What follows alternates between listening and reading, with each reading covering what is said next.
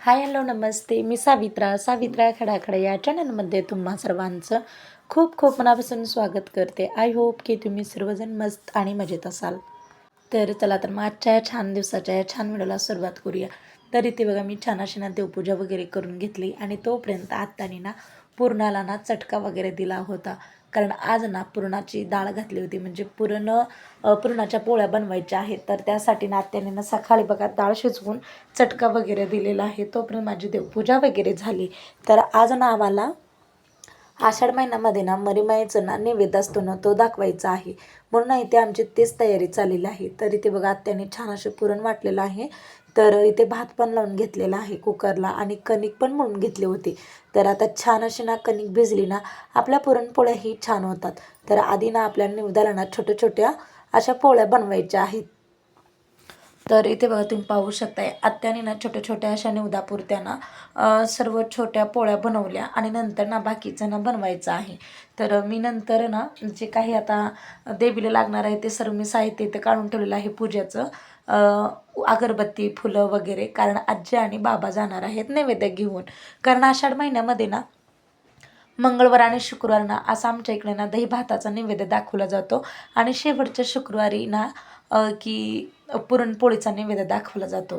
तर त्याचीच इथे आमची तयारी चाललेली आहे सकाळी. तर इथे बघा मी नंतर ना कटाची आमटी बनवायला घेतलेली आहे.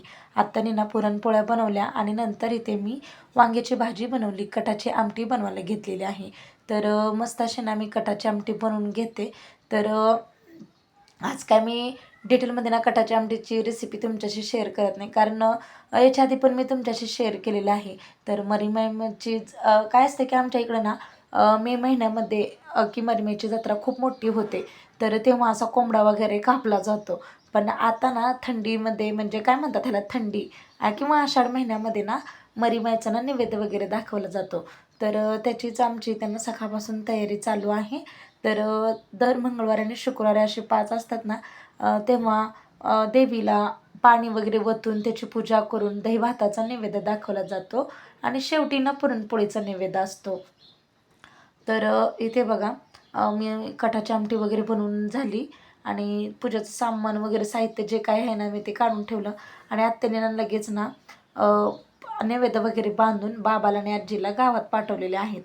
तर नंतर इथे बघा छान अशी आपल्या कटाच्या आमटीला ना उकळी इथे आणखीन काय शिजलेली नाही आहे, तर खूप छान अशी तर्री आली बरं का. तर इथे बघा आता छान अशी आपली कटाची आमटी शिजत आलेली आहे. नंतर ना काही थोडे भजे वगैरे बनवले, कारण जास्तीचे काही भजे बनवले नाही, थोडेच आता निवदापुरते भजे बनवून घेतले. आणि पाऊस तरी बघा रिमझिम रिमझिम बारीक पावसाच्या सऱ्या आहेत. तर जास्तीचा काही एवढा मोठा पण पडा, एकदम असं मोठा पाऊस झाला ना छान वाटतो. हे रिमझिम रिमझिम असला ना की बाहेरही नको, आणि कारण आता श्रावण महिना पण येतो.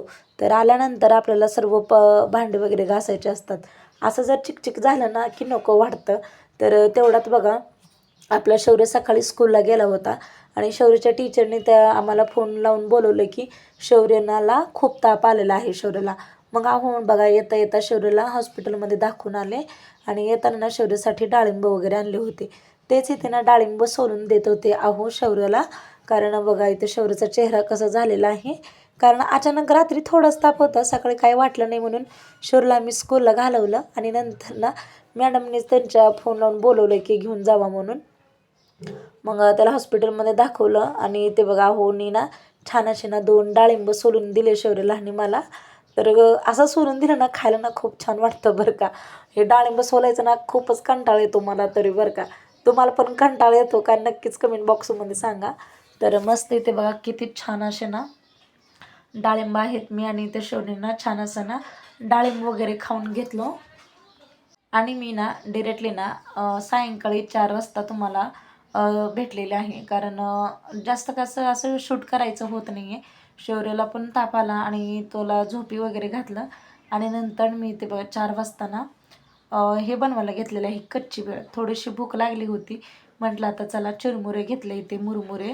तर मस्त इथे बघा कांदा आणि टोमॅटो ॲड केलं बारीक कट करून आणि भरपूर सारं ना आपल्या मळ्यात कोथिंबीर आहे म्हणून मी जास्तीची कोथिंबीर घातली आणि थोडासा मसाला आणि घरगुती ना लाल तिखटही वापरलं आणि थोडंसं ना मी मीठही टाकते आणि फरसाणही टाकून घेतलं.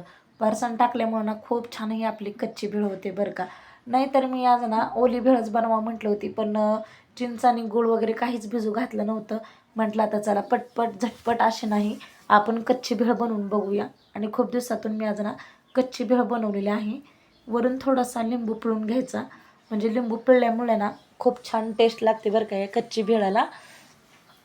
तर फरसाण वगैरे टाकल्यानंतर ना मी छान असं बघा चमच्यानं ना परतून घेतलं, म्हणजे जेणेकरून सगळं ना टोमॅटो, कांदा, कोथिंबीर आणि मसाला वगैरे ना या सर्व मुरमुऱ्याला लागेल. तर मस्त असं बाहेर ना छान असा रिमझिम पाऊस येतो आहे. काहीतरी आपल्याला पावसाळ्यात थोडीशी जास्तीची भूक लागते, चटपटीत काहीतरी खावंसं वाटतं. तर म्हणून इथे बघा मी आणखीन थोडंसं लाल तिखट कमी होतं म्हणून आणखीन थोडंसं टाकलेलं आहे. तर आता चला आहे तेवढी आणखीन थोडीशी कोथिंबीर आहे ना तेवढं टाकून घेते. आणि छान आता आम्ही सर्वजण बसून ना आता फॅमिलीसोबत ना कच्ची भेळाचा आनंद घेतो आहे. तर तेवढ्यात बघा बाबा पण आले मळ्यातून. तर येताना बघा त्यांनी छान अशी कोथिंबीर आणली होती. तेच आत्या इथं कोथिंबीर निवडायला घेतलेलं आहेत. तर इथे बघा मस्त त्याने मी सर्वांसाठी ना प्लेटमध्ये भेळ घेतली. तर आपल्या काही शौर्याला असं कच्ची भेळ वगैरे आवडत नाही आहे, तर त्याला खायचं नव्हतं. मग तो इथे बघा मोबाईल घेऊन बसलेला आहे त्यांचा पप्पांचा. तर इथे ना आहोंना आणि बाबाला वगैरे सर्वांना दिलं आणि मीही खाऊन घेते आता. आणि नंतर ना आम्ही भेळ वगैरे खायचं झाल्यानंतर बाहेर पाऊस असल्यामुळे ना रिमझिम, तर शौर्य आणि बाबा ना इथे हॉलमध्येच बघा बॉल वगैरे खेळत आहेत. तर आजोबा आणि नातूचं एक वेगळंच असतं बरं का नातं. तर शौर्यला दररोज असं ना बाहेर कितीही मित्राबरोबर खेळून आला ना तो आजोबाबरोबर त्याला खेळायचं असतं. आणि तेवढ्यात बघा लाईट गेली, चहा बनवायला गेले, कारण थोडीशी भेळ वगैरे खाल्ल्यानंतर थोडंसं चहा घ्यावंच वाटतो. तर इथे बघा लाईट गेली, थोडासा तुम्हाला व्हिडिओ अंधार दिसत असेल. तर इथे मी मस्त असं ना आल्याचा चहा बनवला. तर इथे आहोंना दिला आणि मीही घेतला, बाबांना सर्वांना दिलं. आणि नंतर इथे बघा पाऊस आता जस्ट कमी झालं, रिमझिम रिमझिम चालूच होता. तर खूप छान असं रिमझिम पाऊस होता. तर एकदाचा ना मोठा जर झाला आणि पाऊस थांबला ना छान वाटतं. आणि नंतर इथे बघा मी शौर्याचा होमवर्क करायला घेतलेला आहे.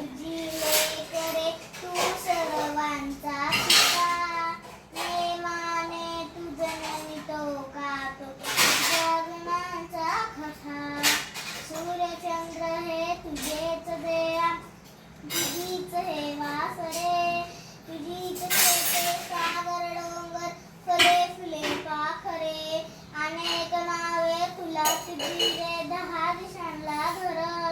करशील देवा सारखीच तू माया सगळ्यांवर.